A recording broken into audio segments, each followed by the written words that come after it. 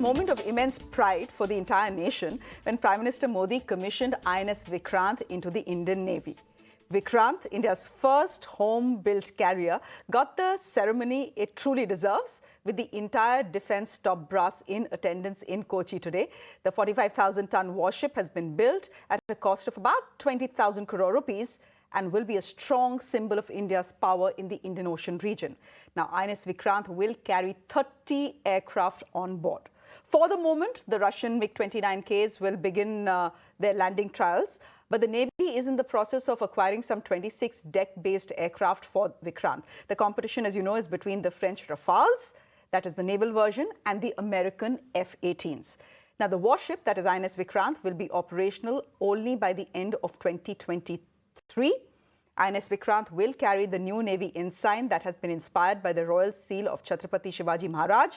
In fact, speaking on the occasion, the Prime Minister today said that Vikrant is more than just an aircraft carrier. Vikrant विशाल है, विराट है, विहंगम है। विक्रांत विशिष्ट है, विक्रांत विशेष भी है। विक्रांत केवल एक युद्धपोत नहीं है, ये 21वीं सदी के भारत के परिश्रम, प्रतिभा, प्रभाव और प्रतिबद्धता का प्रमाण है। यदि लक्ष्य दुरंत है, यात्राएं दिगंत है, समंदर और चुनौतियां अनंत है, तो भारत का उत्तर है Vikrant.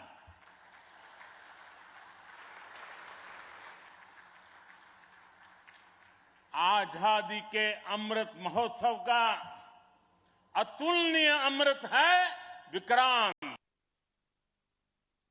Now, INS Vikrant will sail under the command of Commodore Vidyadhar Harke. He says it's a great responsibility and a greater honor.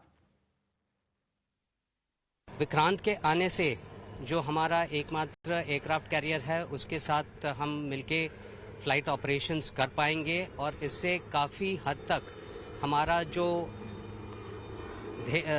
M है कि हमारे जो सी लेन्स ऑफ कम्युनिकेशन ओपन रखें, सेफ रखें। और जैसे कि आपको पता है, भारतीय इकोनॉमी एक हाई ट्रैजेक्टरी पे जाने वाली है, तो इस इकोनॉमी को सस्टेन करने के लिए जो ब्लू इकोनॉमी है, हमारे जो पोर्ट्स हैं, हमारे सी लेन्स हैं, उनको ओपन रखने के लिए एक बहुत बड़ी मदद रहेगी। To talk more about INS Vikrant, we have Admiral Karambir Singh. He's a former Navy chief, someone who has seen the Vikrant from its birth, now finally to its commissioning. Admiral Singh, thank you very much for your time here on Mirror Now.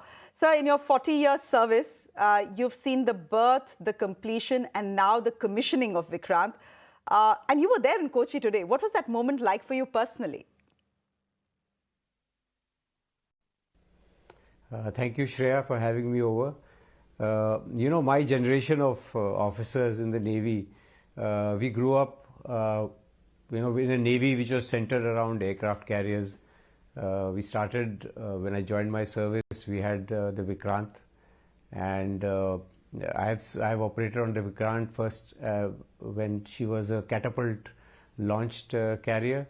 I've seen operations as a catapult launch carrier. Thereafter, she was fitted with a ski jump where Harriers were operating. In 1987, we got the Virat, and we had 2 aircraft carriers. So people like me and in my generation, we realized the importance and the kind of value addition that aircraft carriers brought to naval operations or to maritime operations. As far as today's, the feeling of what I went through today, I've been associated with this new Vikrant since the time I was the deputy chief, the vice chief, and the chief. And the most important thing, or that what really swells my chest and fills my heart with pride, is the fact that it is indigenous, designed and built in our country. And that is the difference between this carrier and the ones that we had previously. It's not only as a naval officer that I'm so happy to see this commissioning today, but also as an Indian. And all of us in India must feel proud of the fact that our industrial prowess has reached this kind of scale, that we've been able to design and construct ourselves an indigenous aircraft carrier. In fact, I think every Indian today was proud when we all saw that commissioning on television, sir. So what does Vikrant mean for India's maritime security? Is an aircraft carrier more about power projection, or is it about spreading influence? I'd like to say it's, Vikrant is not only about maritime security, but it's actually a platform that will advance India's maritime interest. We are a nation, a young nation, 1/5 or 1/6 of humanity, aspirational. We've got young people who we need to produce, have jobs for them. We need to have resources for them. And the only way that we can achieve this kind of economic prosperity for our citizens is for our country to move out, for markets, for resources, for our energy needs, to drive our economy. And the only way that we can do it is through the seas.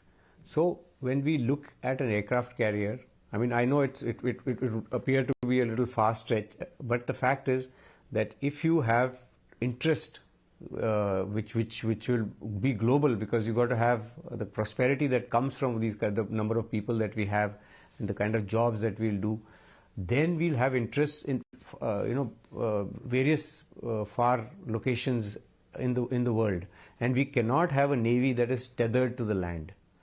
And the only way that we can have a navy that is not tethered to land is to have an aircraft carrier, because air power at sea to protect our maritime interests is extremely important. So I think the aircraft carrier is more about enhancing or advancing our maritime interest than only looking narrowly at maritime security. Sir, you have often argued, and the Navy has often argued, that that is India, needs a third aircraft carrier. We have Vikramaditya currently in repairs, we have Vikrant, and we need a third one as well. Can you help us understand why, given that China, UK, Italy are all operating only two for the moment? I basically would like to advance the idea of a aircraft carrier continuum. That means we should not have a situation where we don't have an aircraft carrier, or at least two aircraft carriers operational, because the fact is that we need air power at sea in whatever form, whether we have it as an aircraft carrier which flies only aircraft, or we have a runway at sea, which movable runway at sea, as I would like to call it, which is a combination of manned and unmanned teaming with drones. So it's all a matter of having air power at sea and a continuum wherein we don't lose this expertise of building aircraft carriers, operating aircraft carriers, which we've built for over so many decades now. So I think that it would be correct for me to say that rather than say 3 or 4 or whatever, I would like to say that as India as a country must have an aircraft carrier continuum. But sir, many can show us the state of our finances and say that we can't really afford a second IAC. The 200-ship Navy target by 2027, that target has had to be revised to 170. By 2027, we are now aiming only to have 170 warships. Our submarine situation, is completely dire. In a situation like this, should an IAC-2 be priority? See, it's like this. I would like to say that we can ill afford not to have an aircraft carrier continuum, because what is happening now is that as we move ahead, if we delay the IAC-2, we'll have a situation where Vikramaditya will start aging, and we will need to, so therefore we need to keep continuously planning to have aircraft carriers. Now, as far as the prioritization is concerned, it is pretty clear that if you want a navy that is able to project itself I have given further you than comment. which is not tethered to the land, or further than what the shore-based air power can give you, then you need an aircraft carrier, and you will have to find the monies to build aircraft carriers and prioritize your expenses or your monies accordingly. As of now, if you see, our defense budget is about 1.56% of the GDP.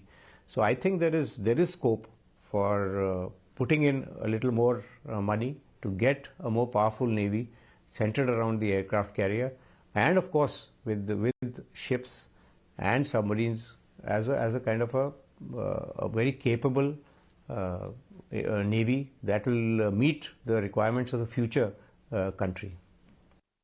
So finally, before I let you go, has our security doctrine and spending been so land-focused vis-a-vis China that we have ignored the seas?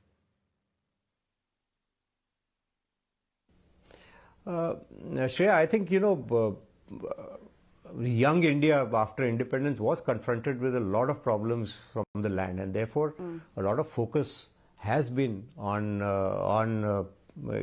building up our capabilities and capacities towards the land border. But having said that, I don't think it's a zero-sum game. We can both be strong on land and focus into the seas.